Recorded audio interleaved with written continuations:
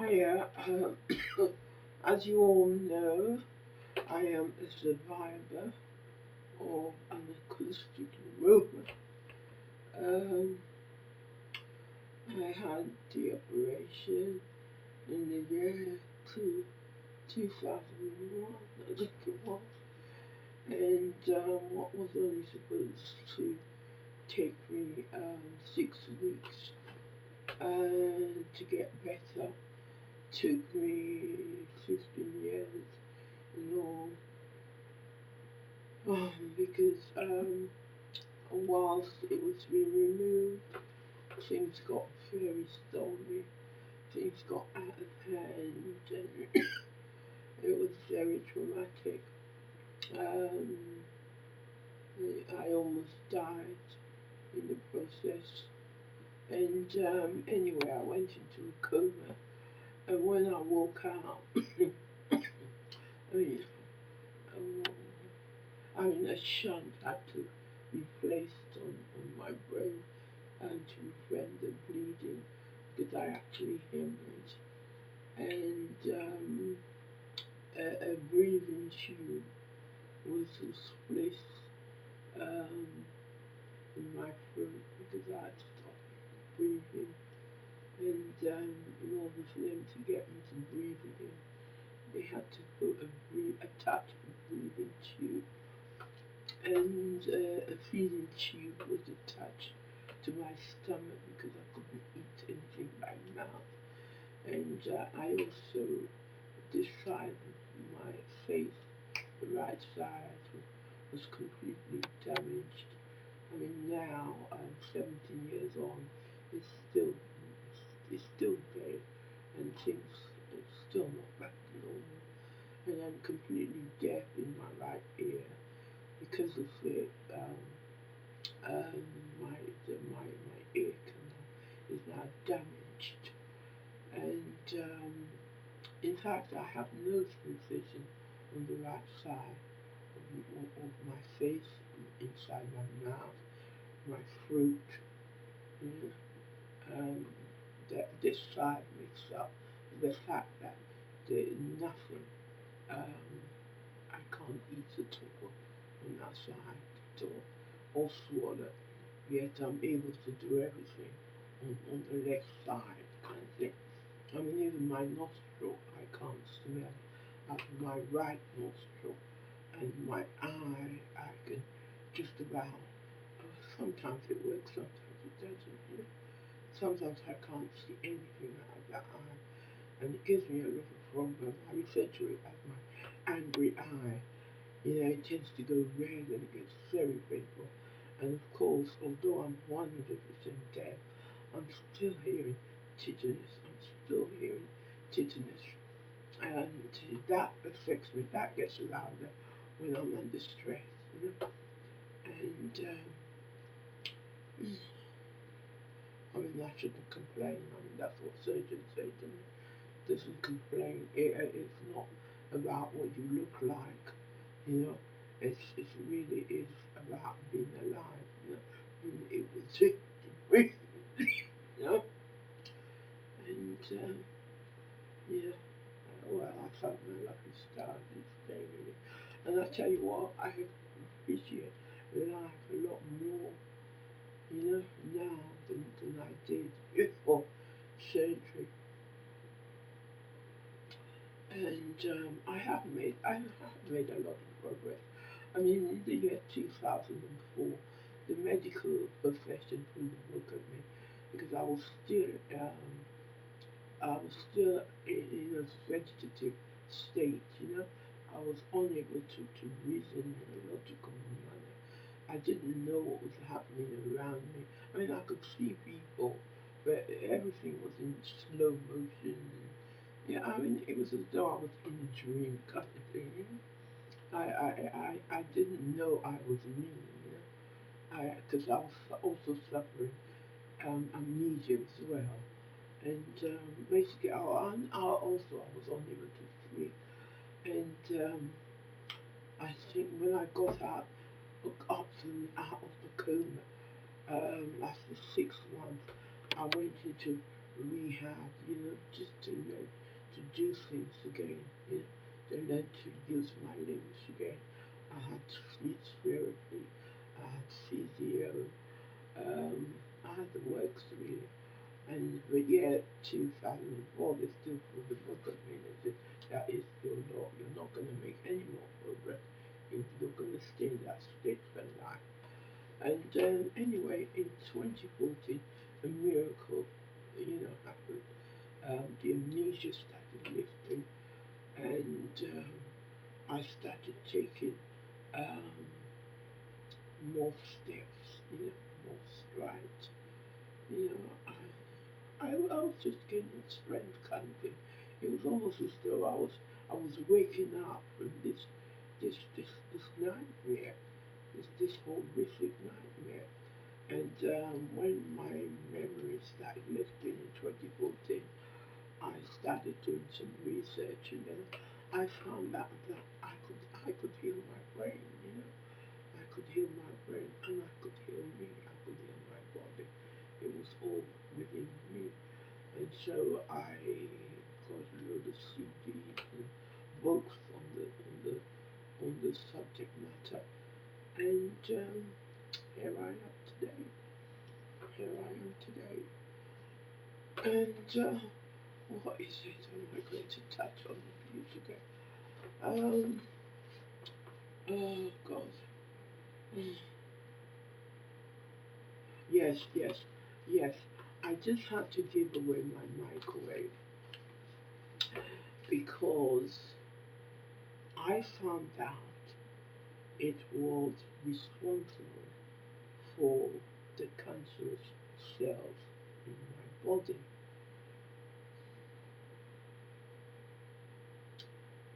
That's now grown, basically. And so without any hesitation, I gave it away. And we innocently use this machine, all of us, to heat up our foods. I think most of us have stopped using it, cooking any stuff, but we still use it for heating up our food. And yet it is so damn dangerous, to us anyway, And these gadgets let in radiation, which is a no for the melanin in our skin.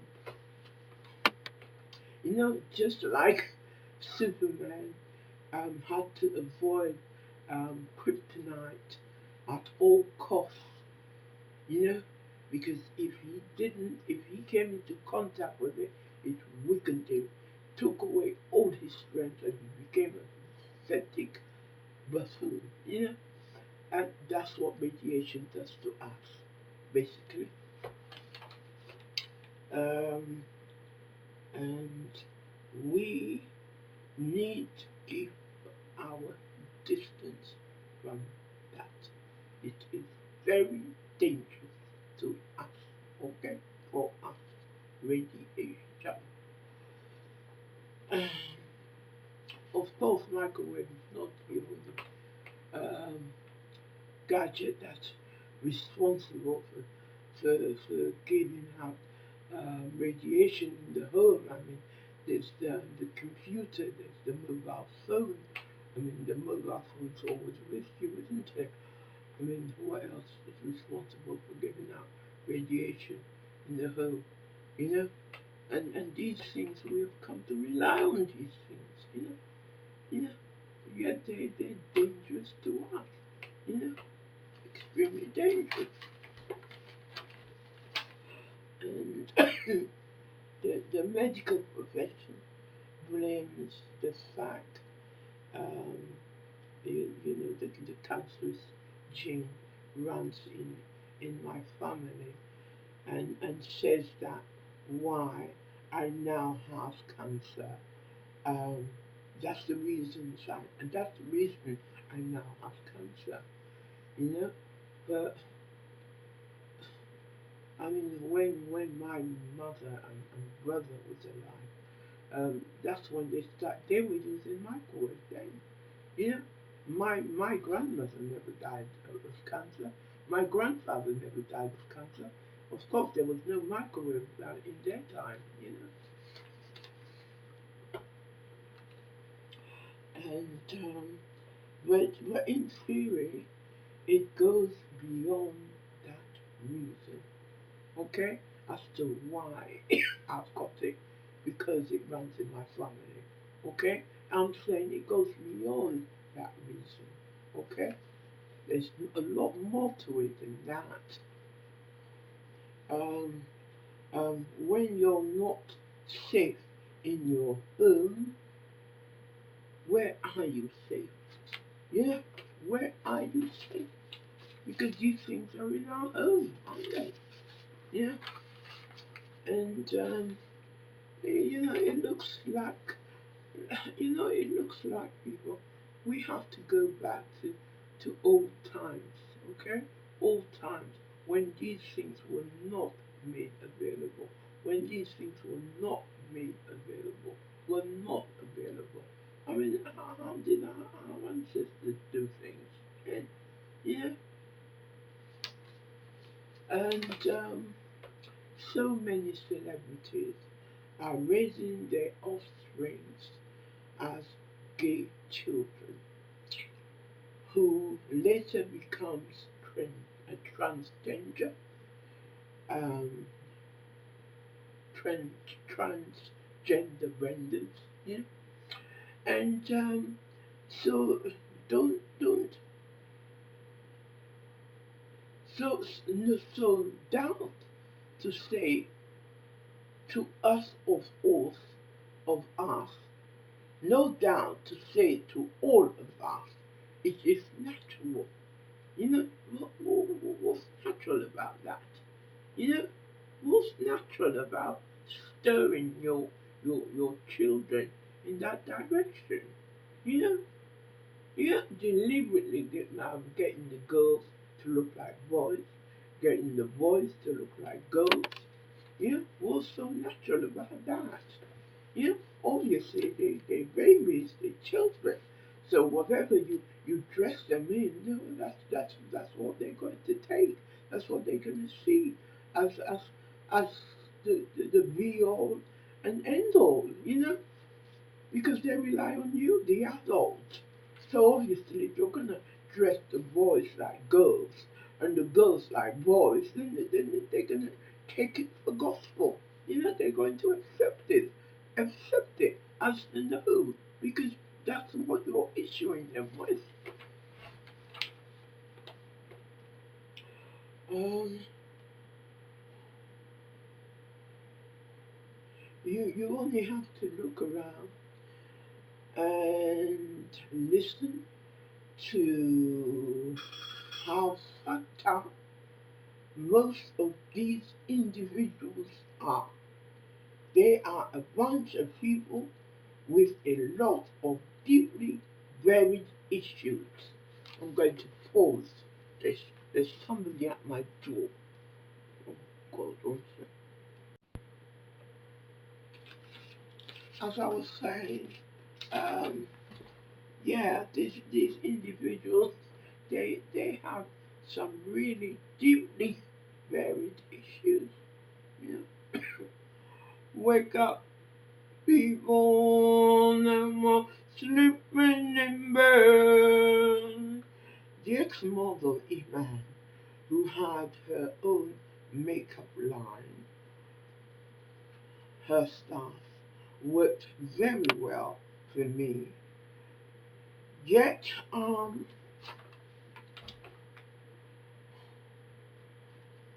unable to find her products anywhere. This has led me um, to note a melanin-colored person is not supposed to own a thriving black business. Sooner or later,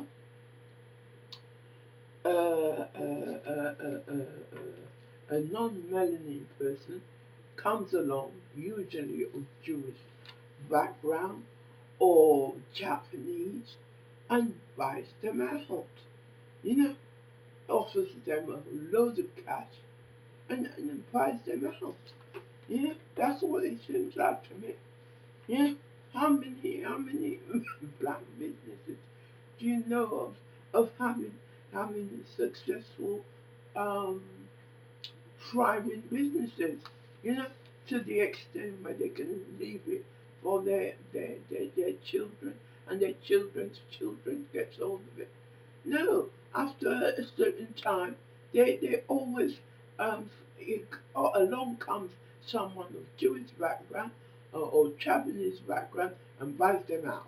Okay, buys them out. Goes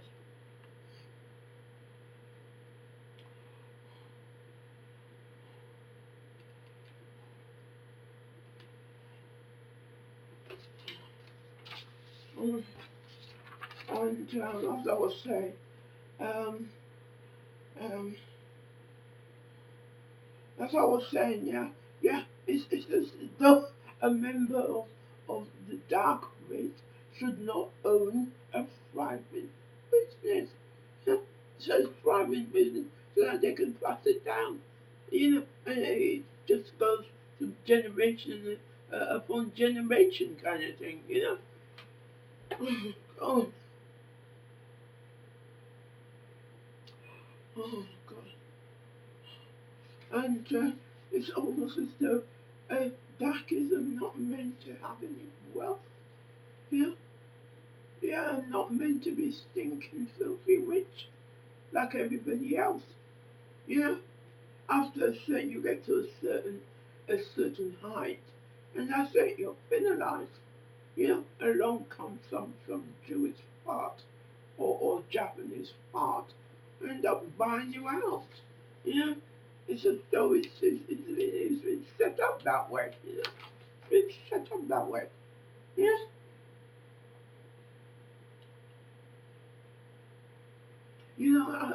That it just goes to show.